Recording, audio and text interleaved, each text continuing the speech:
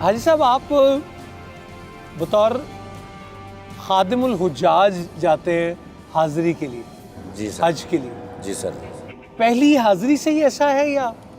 نہیں سر، پہلی دفعہ جب میں وہاں گیا تھا تو مجھے جو بات فیل ہوئی تھی وہ یہ تھی کہ پاکستان، انڈیا اور بنگلہ دیش، یہ 3 ملک ایسے ہیں جہاں سے بوڑھے حاجی آتے ہیں، کبے حاجی آتے ہیں، بیمار حاجی آتے ہیں اور وہ گم ہو جاتے ہیں۔ جب حاجی گم ہو جاتا ہے تو وہ عبادات سے مبرہ ہو جاتا ہے، وہ پریشان ہو جاتا ہے، پھر اس کے لیے بڑی مشکلات ہیں۔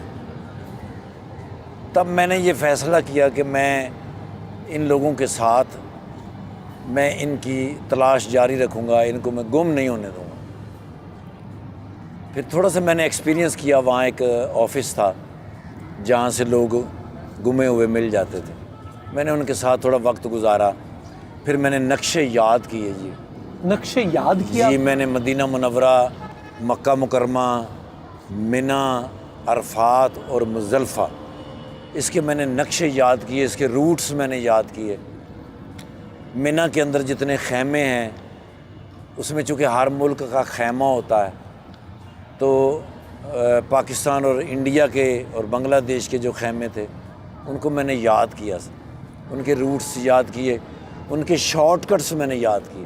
تو پہلے سال میں تھوڑی سی مشکل ہوئی، لیکن دوسرے سال سے مجھے چہرے سے پتہ چل جاتا ہے کہ یہ بندہ گم ہو گیا ہے۔ میں اس کو اگر جا کے کہوں کہ آپ کیوں پریشان ہیں تو وہ فوراً کہے گا کوئی سمجھ نہیں آ رہی جی، پتہ نہیں میرے نال کی ہو، میں نے سمجھ نہیں آ رہی سر۔ انہوں نے پوچھا گم ہو گئے ہو، خیمے جانا ہے، رشتہ دار گم ہو گئے نے؟ انہوں نے کہا ہاں جی بس میں پتہ نہیں لگ رہا۔ اب ان کے ایک بیلٹ ہوتا ہے یہاں، بینڈ جو لگ جاتا ہے، یس، اور کارڈز ہوتے ہیں گلے کے اندر، ٹھیک، ان کو اگر میچ کریں نا جی تو سارا پتہ چل جاتا ہے، بالکل ٹھیک، معلم کا پتہ چل جاتا ہے، اس کے گروپ کا پتہ چل جاتا ہے، اس کے ہوٹل کا پتہ چل جاتا ہے، اس کے روم نمبر کا بھی پتہ چل جاتا ہے۔ تو ہم پھر مختلف کانٹیکٹس یوز کر کے ہم اس کو اس کے مقام تک پہنچا دیتے ہیں۔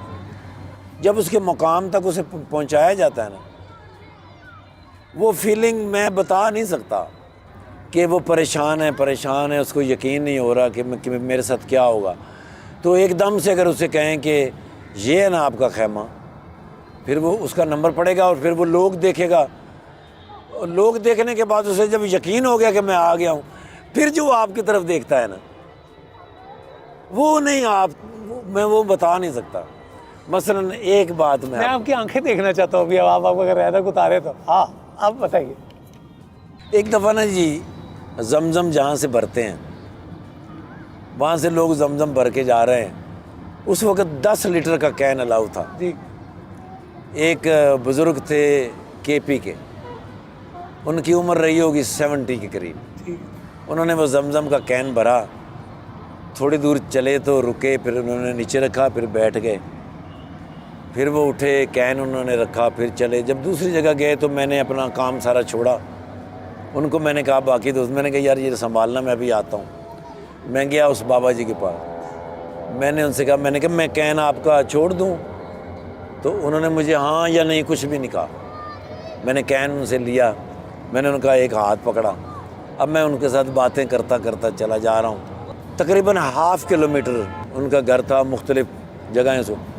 پھر انہوں نے کہا کہ وہ جو سیڑھیاں ہیں نا، ان سیڑھیوں کے اوپر میرا کمرہ ہے، آپ سیڑھیوں کے نیچے رکھ دو، پھر میں آہستہ آہستہ لے جاؤں گا۔ میں نے کہا نہیں ایسا تو نہیں ہو سکتا، میں آپ کو راستے میں تو نہیں چھوڑوں گا۔ اب وہ سیڑھیوں پہ نیچے کھڑے ہو گئے، میں گیا، سیڑھیاں چڑھی، اس نے مجھے اشارہ کیا کہ یہ والا دروازہ ہے۔ میں نے وہاں کین رکھا، میں نیچے واپس آیا تو اس نے مجھے 5 ریال نکال کے دیے۔ میں نے کہا یہ 5 ریال ہے۔ میں نے کہا بابا جی میں پیسوں کے لیے نہیں آیا، اگر آپ کا بیٹا آپ کے ساتھ ہوتا میری طرح تو اس کو آپ پیسے تو نہیں نہ دیتے، اس آپ کا حق۔ کہنا ہاں بالکل ٹھیک ہے۔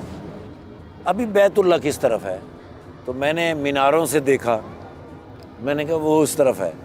وہ بابے نے ایسے ٹرن کیا، ایسے جھولی اٹھائی اور اس نے میناروں کی طرف، بیت اللہ کی طرف کہا، یا خدایا پاکا میرے اس حج کا ثواب اس کو دے دے، میں پھر کبھی آ جاؤں گا۔ اب وہ میں کس طرح بیان کر سکتا ہوں، اس بابے کو میں کس طرح بیان کر سکتا ہوں؟ میں ان سے مل کے واپسی کے لیے چلا، جہاں تک وہ مجھے نظر آ سکتے تھے میں نے پیچھے مڑ کے دیکھا تو وہ میری طرف ہی دیکھ رہے تھے، وہ تب تک میری طرف دیکھ رہے تھے جب تک میں ٹرن نہیں ہو گیا، اور میں ٹرن ہو کے تھوڑا سا آگے گیا، میں پھر واپس آیا، میں نے پھر واپس آ کے ایسے دیکھا تو وہ بابا کھڑے تھے، اور پھر انہوں نے مجھے یوں کیا اور پھر وہ بابا اوپر گئے۔ اب اس بات سے مجھے جو بات یاد آتی ہے کہ جب میں پہلی دفعہ اپنے گھر میاں چنوں سے کہیں جانے کے لیے نکلا تو میری ماں دروازے تک چھوڑنے آتی تھی، ہمارا گھر گلی کے بالکل مڈ میں تھا، جب میں بالکل گلی کے کارنر سے میں مڑتا میری ماں مجھے دیکھ رہی ہوتی، میں ایسے کر کے مڑ جاتا، پھر میں جان بوجھ کے تھوڑا آگے جا کے واپس آتا تھا، پھر واپس آتا، ماں وہاں کھڑی ہوتی تھی، پھر میں دوبارہ سے یوں کرتا۔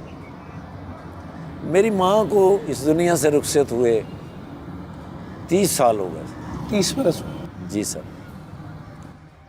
تو بیت اللہ کے اندر جب میں نے اس بابا کو دیکھا، پھر میں نے جا کے جب مڑ کے دیکھا، واپس آ کے دیکھا تو وہ بابا نے جب مجھے یوں کیا تو میں نے پھر اپنی ماں کے لیے دعا کی، تب مجھے پتہ چلا ماں مرتی نہیں، وہ کسی نہ کسی شکل میں کہیں نہ کہیں آپ سے ضرور ملتی۔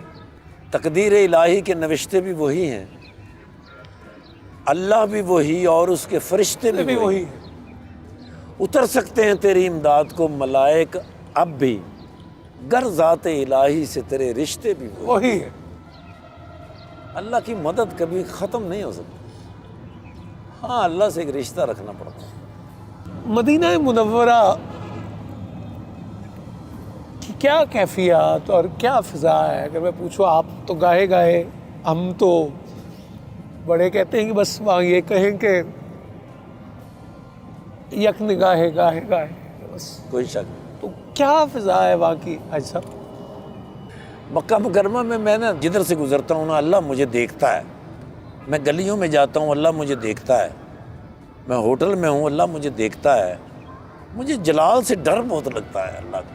پھر میں جب مدینہ منورہ آ جاتا ہوں تو میرا خوف ختم ہو جاتا ہے، جلال سے جمال، جمال کی طرف جب میں آتا ہوں تو میرا خوف ختم ہو جاتا ہے، بڑا سکون ملتا ہے۔